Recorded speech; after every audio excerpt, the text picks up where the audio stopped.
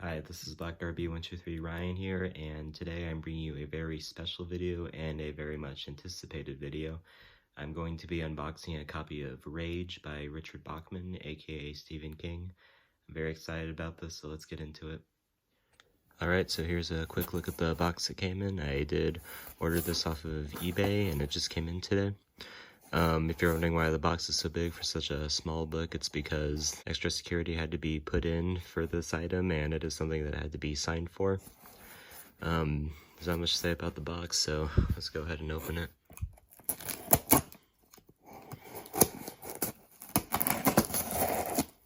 Alright, let's have a look at this.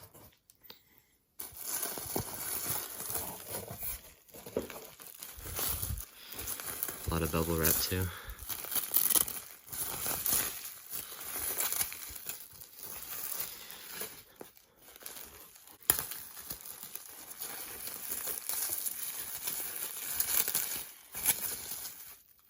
And here it is, one of the holy grails of Stephen King collecting. Now, I did order a first edition, first printing of this book. In case you're curious to tell if you have a first edition, first printing, first, next to the Signet logo, you should see a price of $1.50. God, it's funny to think how much the price has appreciated in value.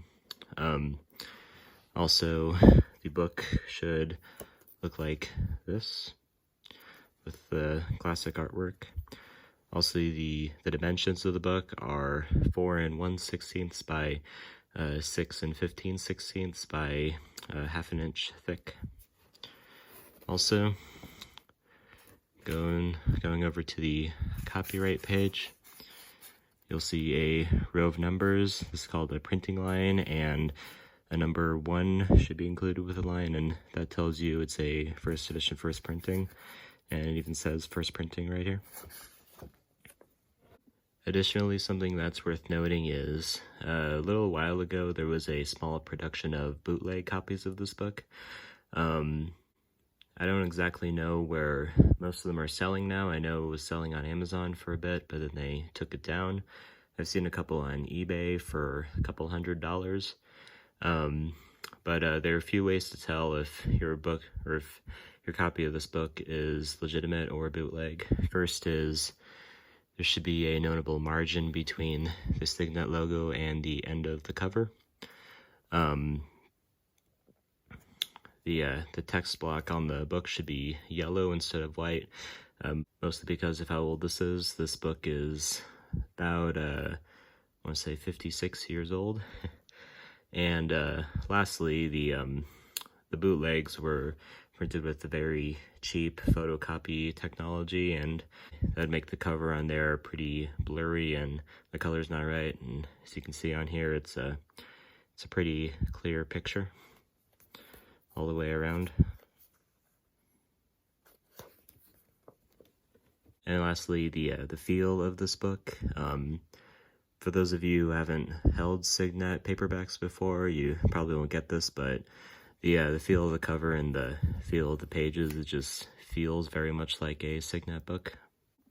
So for those of you who don't know what this book is about, it's about a high school boy named Charlie Tucker, and one day he shoots his algebra teacher and holds his class hostage with a gun. The contents of the book goes on to explain his backstory and what the police are doing outside of the school. And there's also several sections where he interacts with the class, and it sort of becomes a little bit of a group therapy session. One common description of the story that I like is, it's like if you had The Breakfast Club but with a gun. Now, as you can imagine, a book with this kind of story isn't the most pleasant thing to read, and the inspirations that this had led to several real-life tragedies with school shooters. The most notable was at Heath High School in Kentucky, where a kid shot 8 of his classmates. I'm gonna save my opinions on the book itself for a review video, but I have read the story a couple of times, and I actually liked it quite a bit. I would call it one of my favorite Stephen King books in terms of the quality of the work, and I can personally say I've never felt any compulsion to shoot up a school. Now on to the book itself. There's really not that much to say because at the end of the day it is a mass market paperback from the 70s. It's got wraparound artwork from the front cover to the spine. The back is all the different artwork. I can give you a look inside the book. Apparently is for sale at the Paperback Shack in Pennsylvania. There's a little excerpt called Playing at Violence.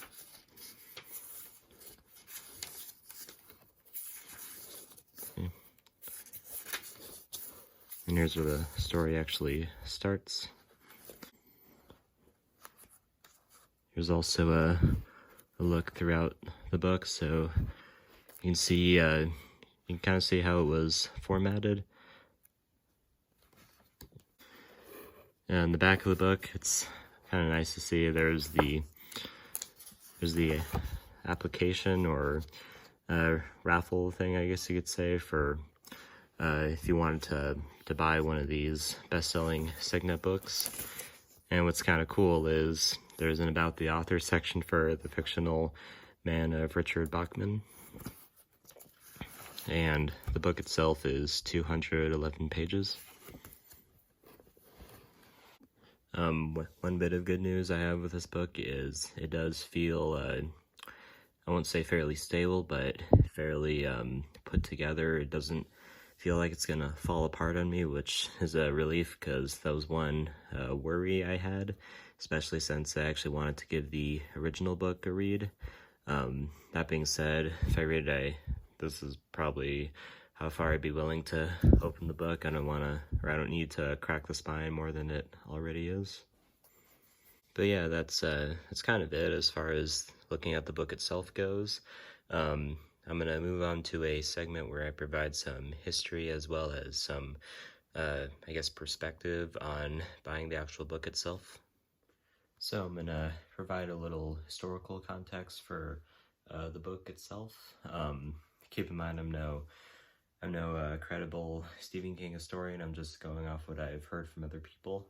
But from what I understand, the first draft of the book was written in 1965, and at that point Stephen King was a senior in high school.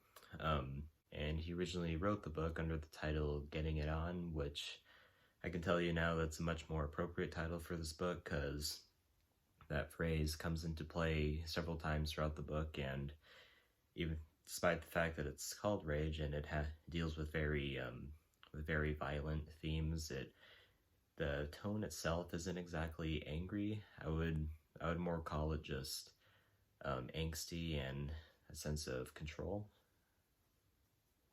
But anyway, 1965, King writes about 40 pages of the manuscript or so, and then he puts the manuscript away, and he graduates high school, he goes to college, and that's where he finishes the first draft.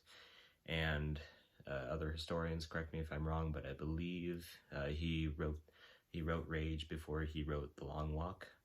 Now I don't know what originally inspired King to write Rage. I just imagine he himself is dealing with a lot of pent-up teenage angst, and I think even today he says he doesn't know what inspired him to write the story. And that book, along with several other of the Bachman books, and even some earlier works like The Gunslinger, those stayed in the infamous trunk until Stephen King felt it was okay to publish it. He originally presented it to Doubleday in 1977, and I believe that was just after he released The Shining, and obviously with his first three books, Carrie, Salem's Lot, and The Shining, he was met with a ton of success and praise, so he figured, why not try to publish some of these older books? But anyway, Doubleday, they were not interested in the book. I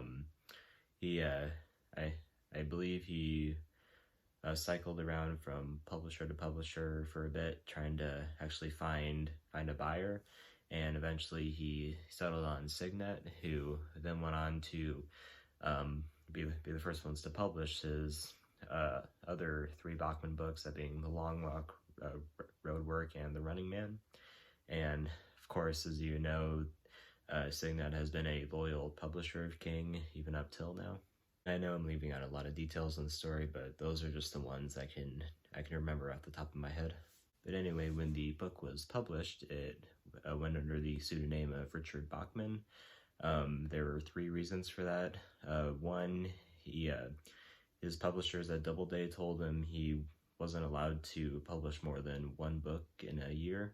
That's crazy to think about now, but at the time they felt that more than one book a year would oversaturate the market, and so we figured if I write under a different name, then that would help. That wouldn't oversaturate the market in my name. Another reason I heard as to why he chose to use that pen name was with the successes of his first three books. He noticed he was starting to sort of make a bigger name for himself, and he wanted to see if people were buying his books for the quality of the work or because of the name Stephen King. And the last reason I heard was because he felt that the tones and the plots of these books weren't really, I won't say on the same level, but sort of a different type of storytelling. Like the Bachman books generally deal with very realistic themes, maybe with the exception of The Regulators and Thinner. And from reading a few of the Bachman books, I definitely agree that they do feel different than the books published under Stephen King's name. But anyway, come 1977, the book gets published, and my guess is that it was probably one of those cheap books that you could pick up at a grocery store or a gas station rack. The stores would just fill the metal racks with them, and you could buy them at the checkout counter or something. God, it's funny to think that that's how they started, and seeing how they ended up now. The unfortunate reality of that is, at the time, nobody knew that Stephen King was Richard Bachman, and the books weren't printed as high a quality as they are now, so I imagine a lot of them were either or they got damaged, maybe even destroyed, and probably thrown away. So I imagine that that's definitely a bit of a hurdle for collectors. And at that point of time in Stephen King's career, his publishing numbers or producing numbers weren't as high. I mean, even Rage, that's just a simple paperback that only had 75,000 copies in the U.S. And as you can imagine, that definitely drives up the value. I mean, you have a hardcover like Bag of Bones or Black House that were that the numbers were well over 1 million copies, so those aren't hard to find at all. Now, fast forward to 1985. This is after Stephen King gets outed as Richard Bachman, and he releases this collection, this omnibus called the Bachman Books, that was published by Plume and I believe Viking. Maybe not, I'm not entirely sure. But that collects the first four books, Rage, The Long Walk, Road Work, and The Running Man. And the first introduction he wrote was called Why I Was Bachman, and then he did a later printing of that explains the importance of being Bachman. And what I like about those introductions is they provide more history and context on the pseudonym. Also, the omnibus collection is how I originally read Rage in print form, so I have a soft spot for that in my heart. Now, fast forward again to, I want to say, the mid-90s. There were several school shootings in the U.S. I'm not sure of exactly where they are when they happened. I know it was a couple. I want to say at least 3. A couple of them weren't major tragedies. No one was hurt, but there were others that were tragedies, and people were injured and killed. And for all of them, I believe the shooters were said to be inspired by Rage, and several For several of them, copies of the book were found in their possession, either at home or in their lockers. And I heard one of the shooters said before he carried out the act that he had actually wrote an essay on rage. And then because of that, Stephen King then decided to pull the book from the shelves. And I believe the shooting at Heath High in Kentucky, that was the final straw. He pulled it from the shelves in 1998, and it's been out of print since.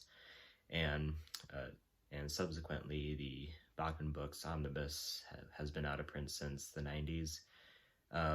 That being said, Hodder has released a new version of the collection that just includes Rage and just does the next three.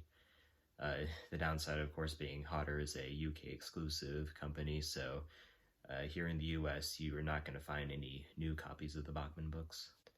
Now, my personal opinion on the book being banned, well, not banned, but out of print, is I personally disagree with the media being out of print, especially since, at least in my opinion, the book is fairly good and fairly enjoyable.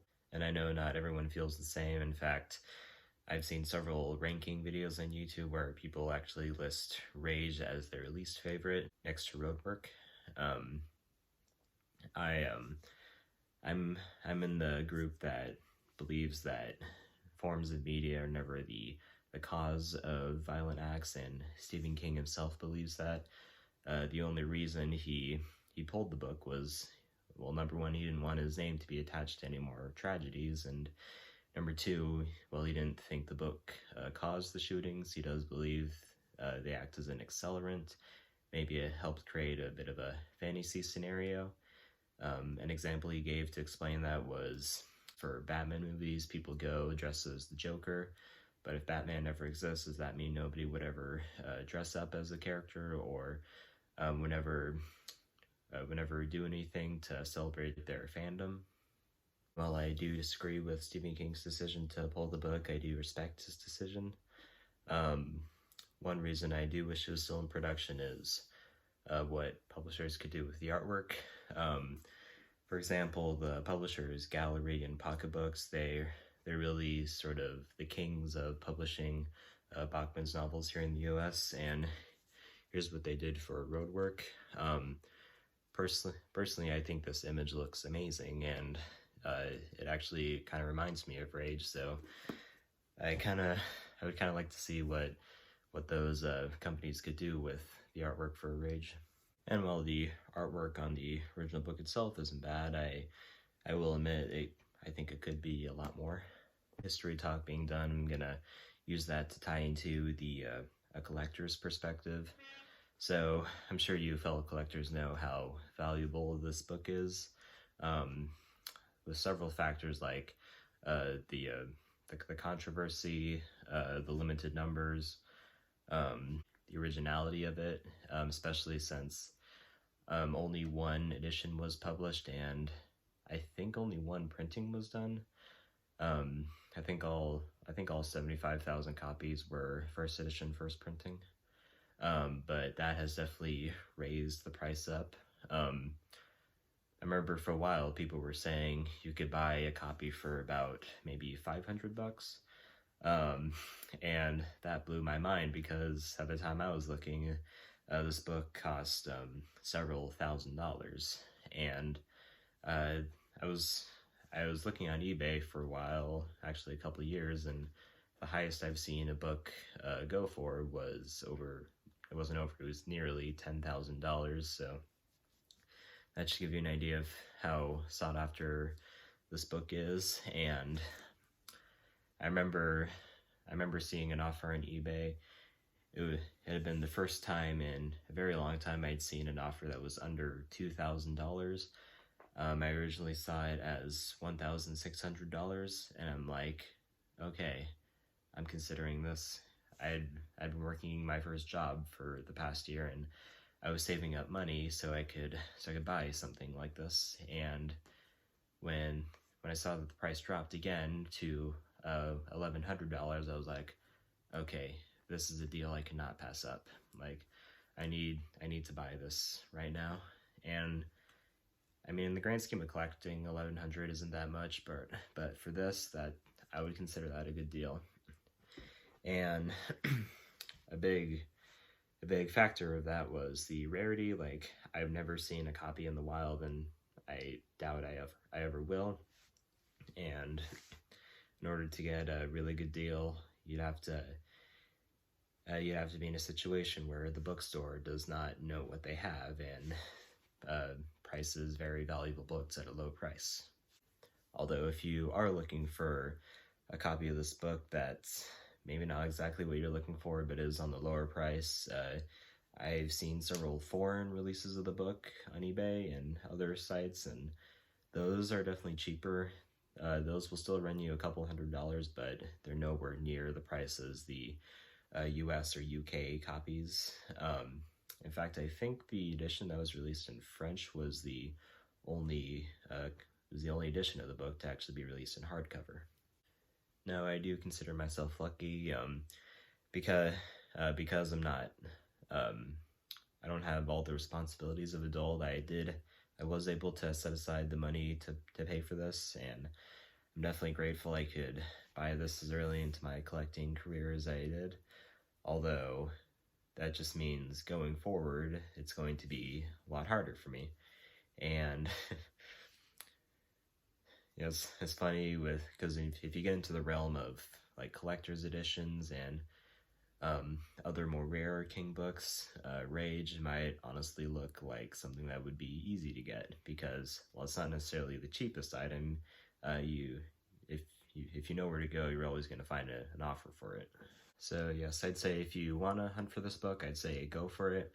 I'd say it's worth it. Just, well, of course that depends on how much you want it, but just be willing to take the hits, because there were several times where I felt hopeless, and of course, paying $1,100 for this, that's gonna give me a big hit financially. And who knows, maybe you'll be luckier than I am, and you'll actually find it at like a used book sale or something where the owner prices it for, I don't know, $5 or less. But I think that's all I really have to say about this book. I'm definitely going to protect it and try to preserve it as best I can, because I know owning a collector's piece like this is like a once-in-a-lifetime opportunity. Once again, it helps that it's still fairly durable. It's not good. I don't feel like it's going to fall apart at any given second. So, thanks for watching, keep collecting, and I'll see you in the next video.